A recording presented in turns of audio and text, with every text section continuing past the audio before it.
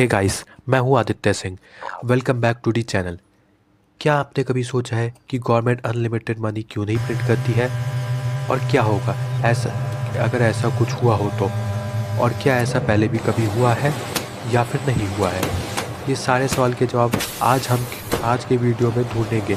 तो video interesting होने वाली है, तो प्लीज़ इसे एंड तक ज़रूर देखिएगा और कोई भी पार्ट मिस मत कीजिएगा। तो सबसे पहले हम बात करेंगे बार्टर सिस्टम की। बार्टर सिस्टम लगभग 10,000 BCE से 3000 BCE में दुनिया के कई हिस्सों में एक साथ आया था और खासकर मेसोपोटामिया और अन्य प्राचीन सभ्यताओं में भी आया था। इसमें लोग सामान के बदले सामान को एक्सचेंज करते थे। एग्जाम्पल, 10 केजी गेहूँ के बदले 5 लीटर दूध, या एक बकरी के बदले कुछ अनाज या कपड़े। ये सिस्टम क्यों ख़त्म हुआ? दोनों लोगों को एक दूसरे की चीज़ की ज़रूरत होना ज़रूरी था। वैल्यू फिक्स करना मुश्किल था। स्टोरेज और ट्रांसपोर्टेशन की भी प्रॉब्लम थी। इसलिए लोगों ने एक ऐसी चीज़ ढूंढी जिसे सब लोग वैल्यू दें। और फिर इस कहानी में आया कमोडिटी मनी।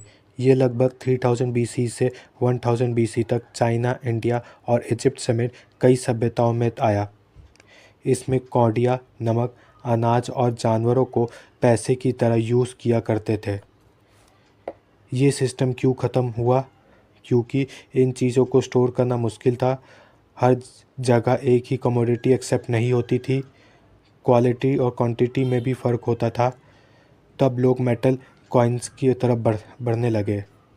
मेटल कॉइन जो लगभग 3000 BC से 1900 तक में आया था। इसमें लोग मेटल की चीज़ें जैसे सोना, चांदी, तांबा और ब्रॉन्ज एक दूसरे को देते थे। ये मेटल कॉइन लाइदिया यानी टर्की में आया था।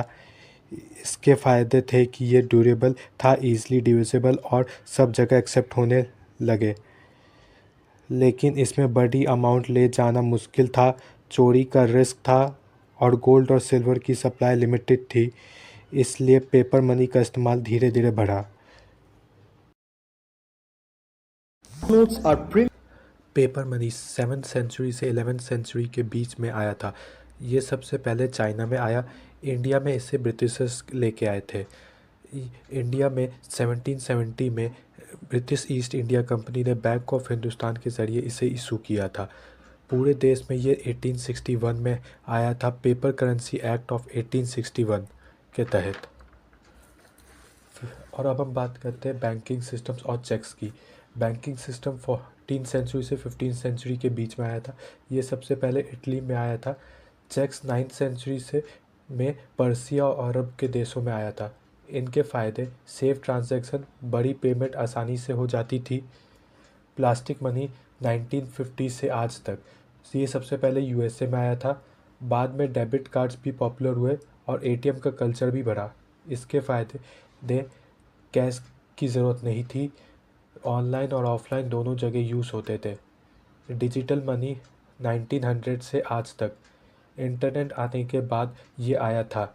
इंडिया में 2010 के बाद इसे बूस्ट मिला और यूपीआई आने के बाद इसका इस्तेमाल बढ़ा। इसके फ़ायदे, ये कैशलेस था, रिकॉर्ड ऑटोमेटिकली सेव हो जाते थे, इमीडिएट पेमेंट। क्रिप्टो करेंसी 2000 से आज तक। इससे सातोशी नाकामोटो ने इन्वेंट किया था। ये डिसेंट्रलाइज सिस्टम था और फास्ट ग्लोबल ट्रांजैक्शन था। प्राइस में ज़्यादा उतार चढ़ाव देखा जाता था। रेगुलेशन हर कंट्री में डिफरेंट। एक इंटरेस्टिंग फैक्ट, आज जो रुपए का डिज़ाइन है इसे 2010 में अडॉप्ट किया गया था और इसे बनाने वाले डी उपाध्याय कुमार थे। और अब हम आते हैं why can't we print more money. चलो अब इस पे बात करते हैं। अगर ज़्यादा पैसे प्रिंट करने से देश अमीर नहीं होता, बल्कि पैसे की वैल्यू ख़त्म हो जाती है। क्योंकि जब मार्केट में पैसा ज़्यादा होता है और चीज़ें उतनी ही होती है तो हर चीज़ का दाम बढ़ जाता है। इससे इकोनॉमिक्स में हाइपर इन्फ्लेशन कहते हैं। चलिए अब इसको समझते हैं एआई जनरेटेड वीडियो से। हमारे गांव में सिर्फ 10 पार्ले-जी के पैकेट्स हैं और हमारे पास कुल मिलाकर 100 रुपए हैं। इसका मतलब हर पैकेट की कीमत हुई 10 रुपए।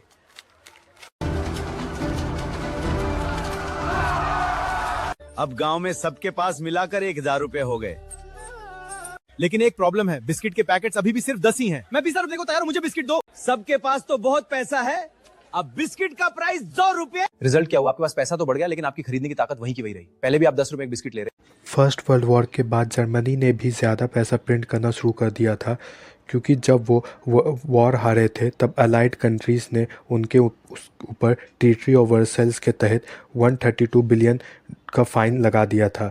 इसे जर्मनी को फॉरेन करेंसी में या तो गोल्ड में पेमेंट करना था। इससे जर्मनी का सारा सोना ख़त्म हो गया। फिर जर्मनी ने और पैसे प्रिंट किए, जिससे इसके कारण लोग अपनी सैलरी लेने के लिए भी हाथ गाड़ी लेकर जाने लगे। और दोस्तों, एक और बात, किसी भी देश में वहाँ की करेंसी वहाँ की गवर्नमेंट नहीं प्रिंट करती, बल्कि वहाँ का सेंट्रल बैंक प्रिंट करता है। जैसे कि इंडिया में reserve bank of India RBI, US में the federal reserve system FRS, UK में bank of England, South Africa में South African reserve bank SARB, Brazil में सेंट्रल बैंक ऑफ ब्राज़ील। तो दोस्तों, वीडियो अच्छी लगी हो तो इसे लाइक करें, चैनल को सब्सक्राइब करें और अपने दोस्तों के साथ इसे शेयर करना ना भूलिएगा। मिलते हैं नेक्स्ट वीडियो में, तब तक के लिए बाय बाय।